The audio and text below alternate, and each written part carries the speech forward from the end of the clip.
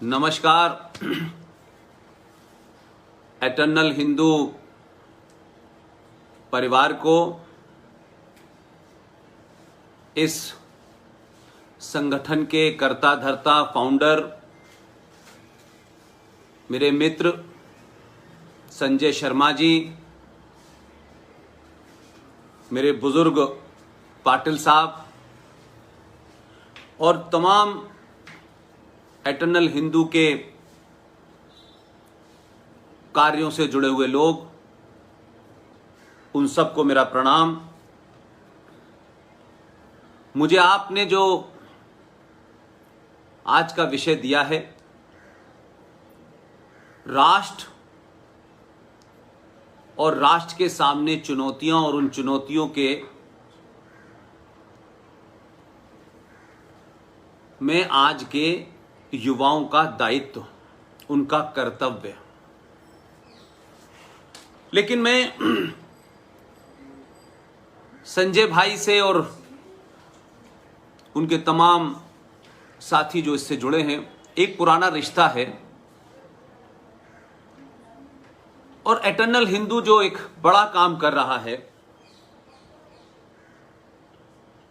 वो है 2 घंटे मंदिर के लिए,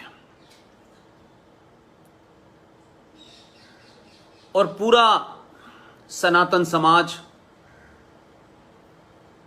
आजादी से पहले, आजादी के बाद हम मंदिर से विमुक्त होते गए।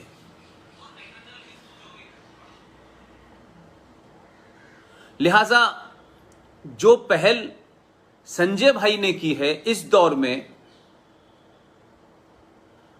ये लड़ाई किसी तत्कालिक लाभ हानि के लिए नहीं है। ये जो पूरी फिलॉसफी है, इसके परिणाम, इसके रिजल्ट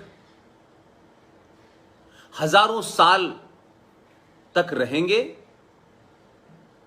और इसका महत्व शायद तत्कालिक तौर पे लोगों की समझ में नहीं आएगा, लेकिन जब समझेंगे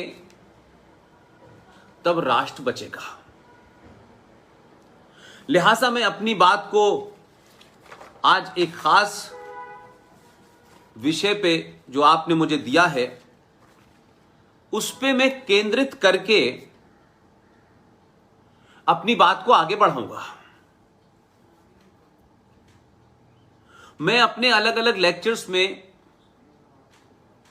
कुछ कुछ बातें कहता रहा हूं, लेकिन शायद एक लंबे समय से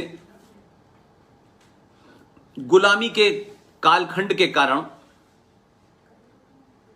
हम कुछ चीजों को साफ साफ समझ नहीं पा रहे हैं। यहां इतना घालमेल हो गया है कि हम राष्ट्र क्या है, राज्य क्या है,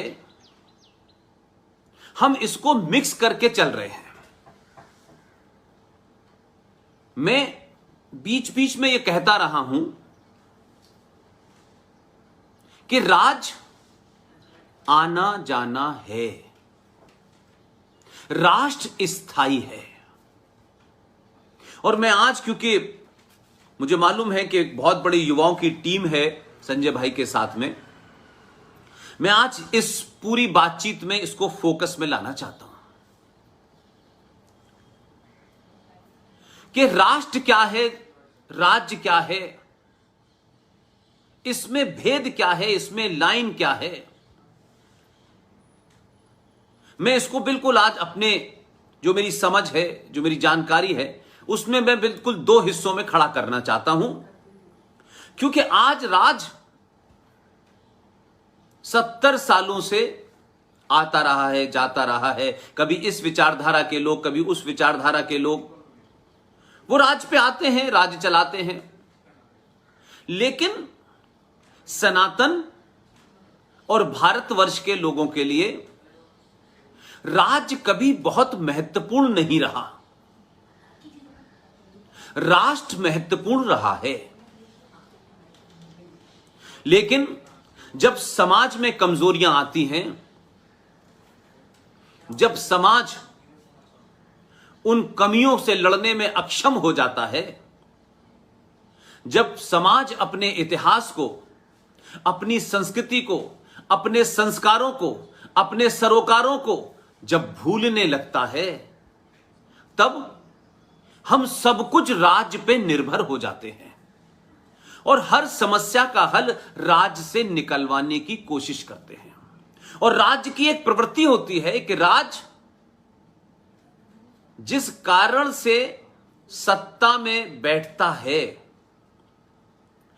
सत्ता के शीर्ष पे जो लोग आते हैं राज्य चलाने के लिए, राज्य को चलाने के लिए, वो लोग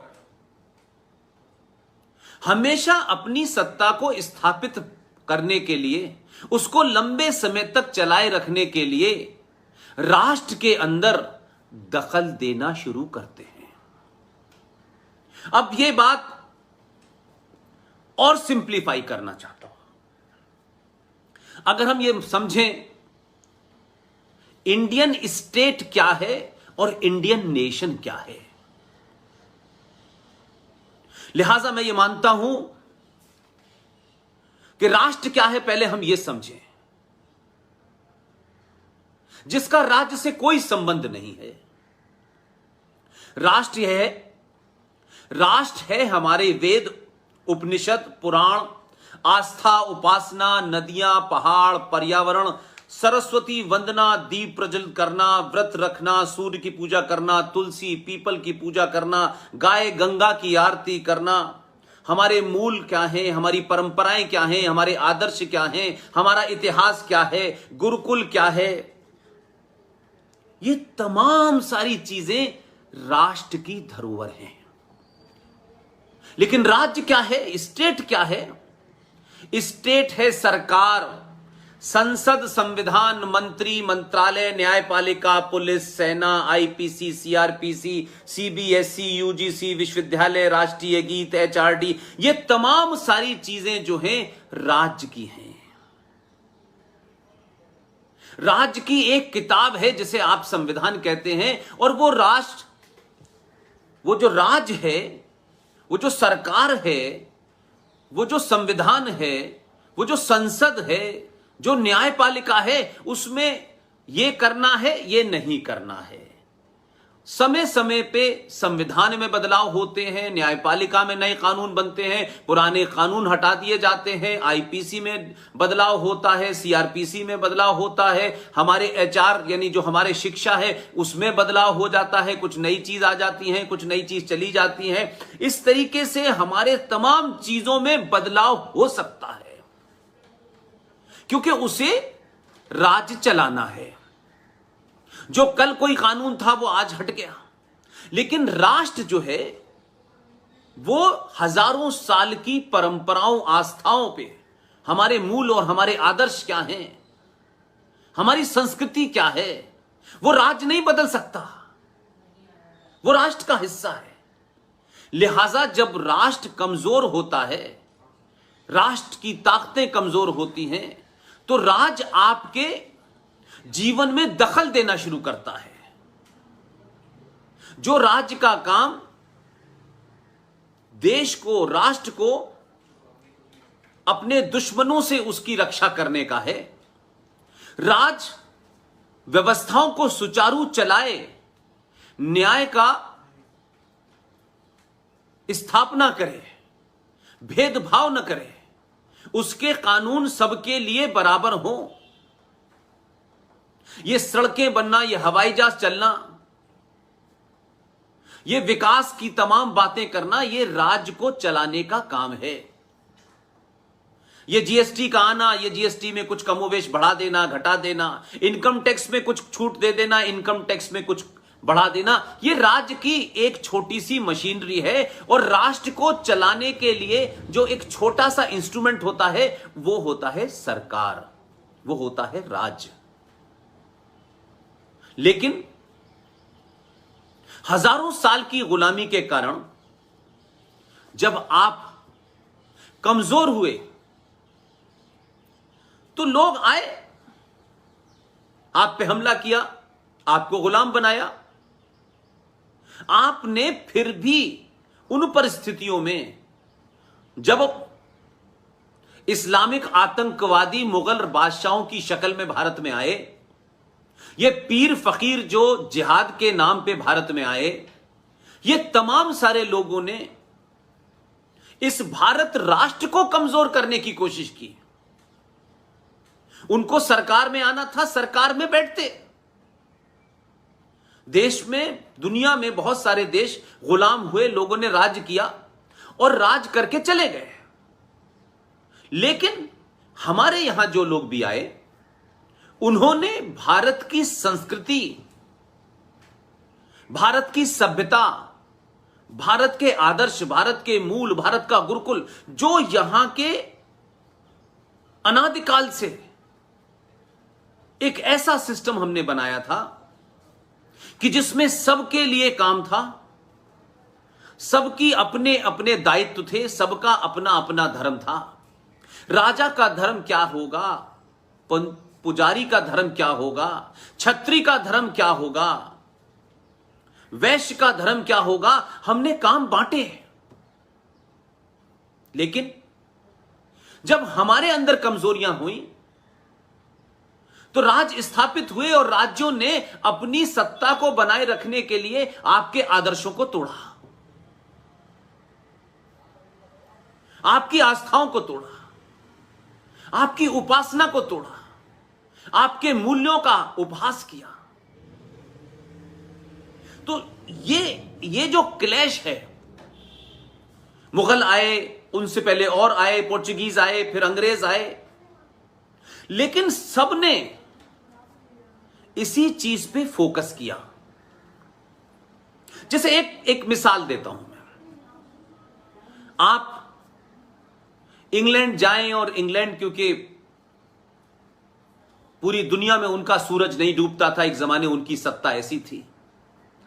आप उस जमाने की डिबेट्स पढ़ें जब वो भारत के ऊपर राज कर रहे थे, एक बिजनेस की व्यापारिक कंपनी के नाम पे, ईस्ट इंडिया के नाम पे यहां आए, और कैसे धीरे धीरे ईस्ट इंडिया कंपनी ने भारत के लोगों को इस तरीके से मोल्ड करना शुरू किया कि वंशियों को लगने लगा कि अगर ये राज कर रहे हैं तो क्या फर्क पड़ता है, क्योंकि उस वक्त समाज बहुत मजबूत था, उस वक्त राष्ट्र की परिकल्पना बहुत मजबूत थी।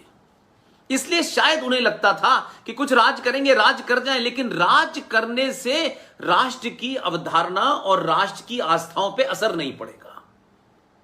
लेकिन हमने भूला, क्योंकि हम भोले भाले लोग थे, हजारों साल की संस्कृति थी, हमारे मूल थे, परंपराएं थे, हमारी आदर्श थे, लिहाजा हमने कभी ऐसे लोगों को देखा ही नहीं था जो लूटपाट करते हो, जो बलात्कार करते हो, जो तमाम किस्म के ऐसे काम जो हमारी संस्कृति का हिस्सा नहीं थे। इसलिए शायद हमारे अंदर उस किस्म की चेतना नहीं थी कि लोग ये सब करेंगे, लिहाजा हम हतप्रत रहे, हम सरप्राइज रहे कि ये कैसा ऐसे हो सकता है।